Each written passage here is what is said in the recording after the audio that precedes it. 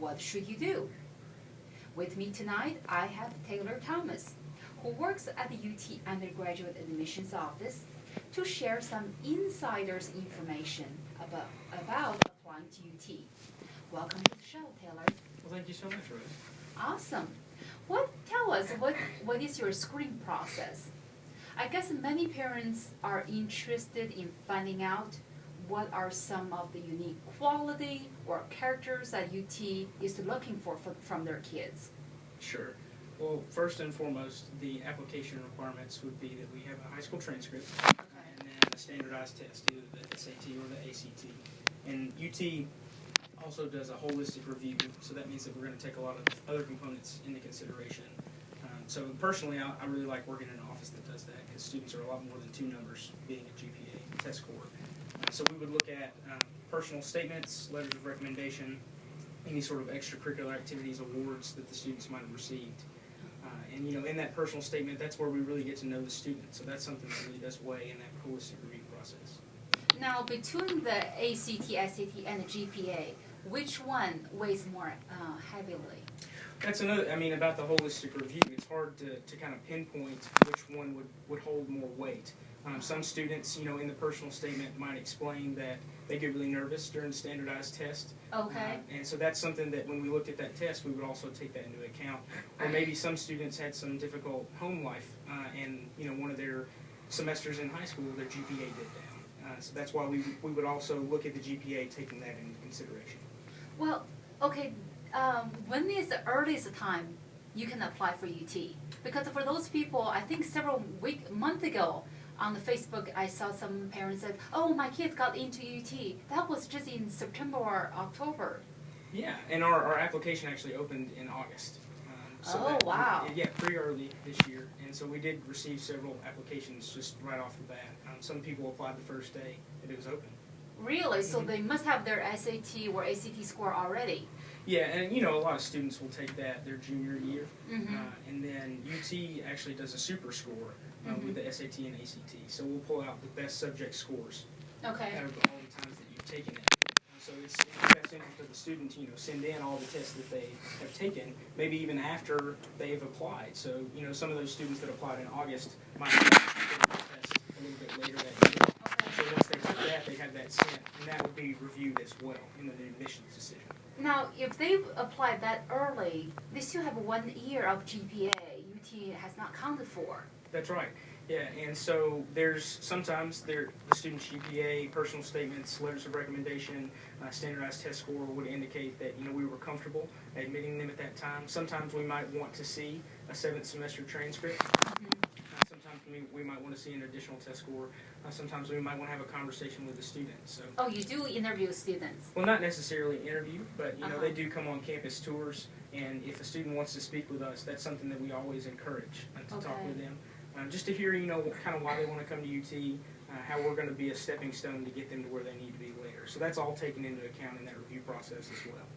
Well, tell me, is this a myth or fiction that most parents say, my kids are geeks, don't play any sports, don't have any other talents? Would UT still look at those geeks? Well, when you say the word geek, I think that you mean academically focused. And I think, yes, of course. We're a research-based institution, and I would say that those students are the ones that are going to be furthering those fields in the different subjects we have at UT. So that's something that is very strong at the university. You don't necessarily have to, you don't have to be a student athlete or musician or an actor or anything like that. We have students that are very involved in community service, and some students are very involved academically. So we don't want to be, very one-sided at the university.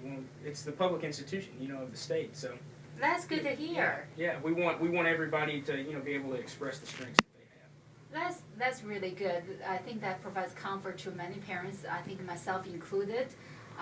My son is a high school senior, and he doesn't do a lot of sports, so I'm just curious. Well, I didn't either in high school, not too many. So you went to UT too? I did, yes. I went to UT in 2008. Is when I graduated from high school. So what is the thing you're looking for when you apply to UT as a student? What was I looking for? Well, I was one of the students that their entire family had gone to the University of Tennessee. So Oh, okay. I like to say I was kind of wrapped in an orange blanket from birth. Uh-huh. So that was, I mean, that obviously weighed in on the decision. I had been to Knoxville several times as a kid, and I really loved it up here. And so when I applied to college, I really thought that I was going to come to UT the whole time. So. Now, if the shoe on the other foot, you will be the parents sooner enough. You'll probably encourage your kids to go. But Sure. your kids may say, you know, that's may not my cup of tea.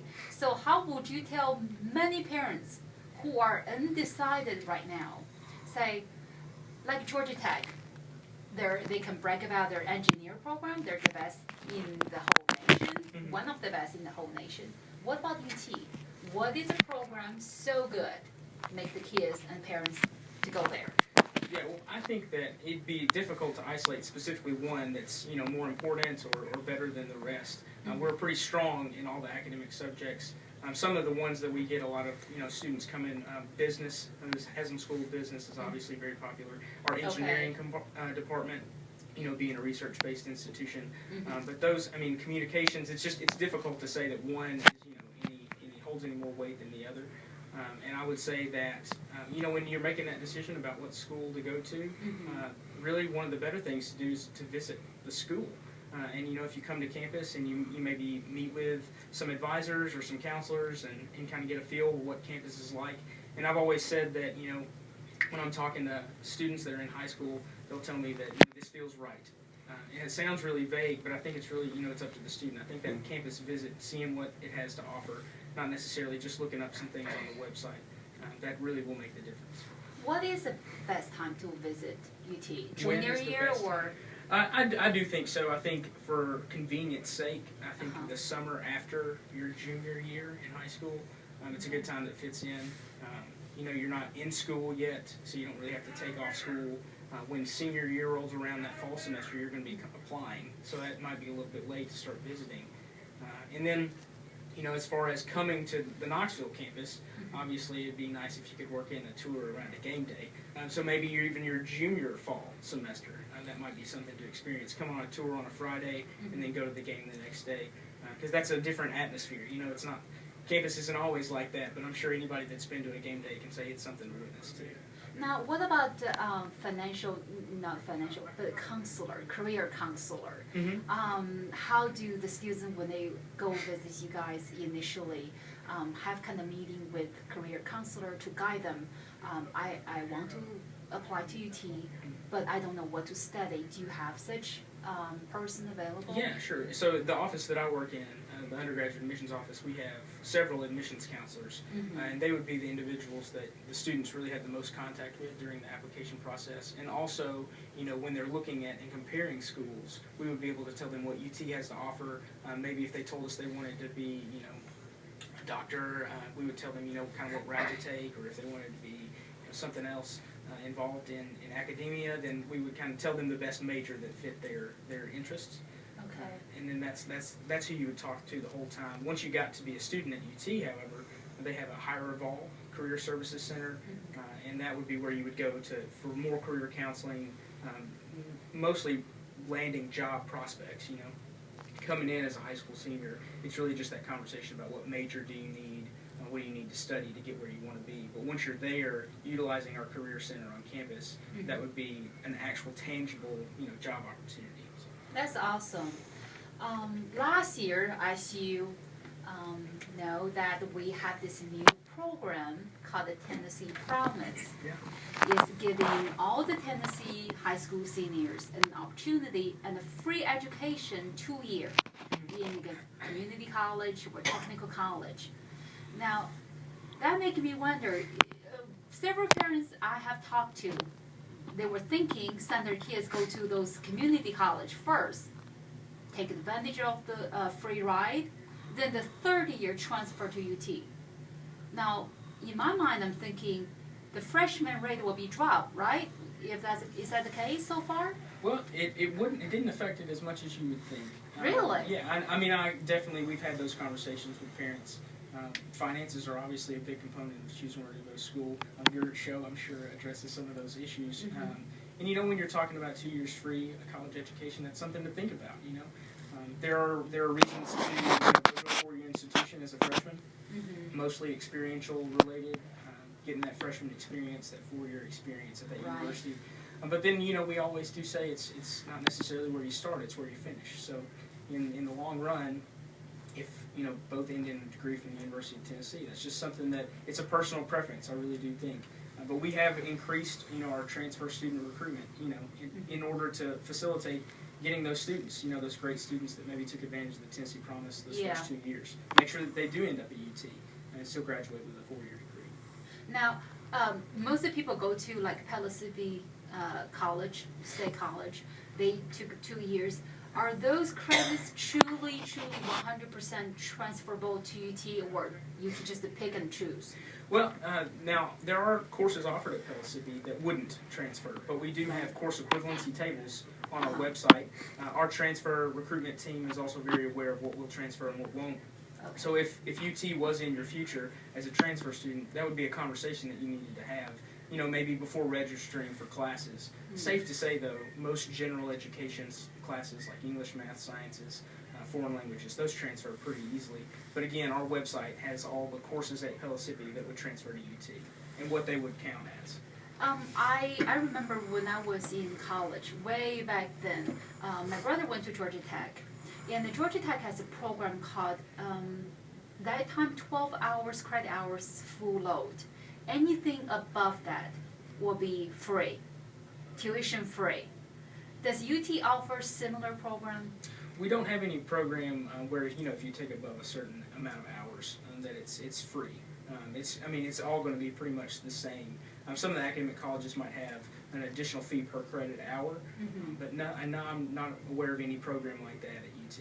That would be awesome. That's like another scholarship for kids or something. Yeah, we do have now, we really encourage students to do 15 and 4. So we encourage students to take 15 hours and graduate on 4 years.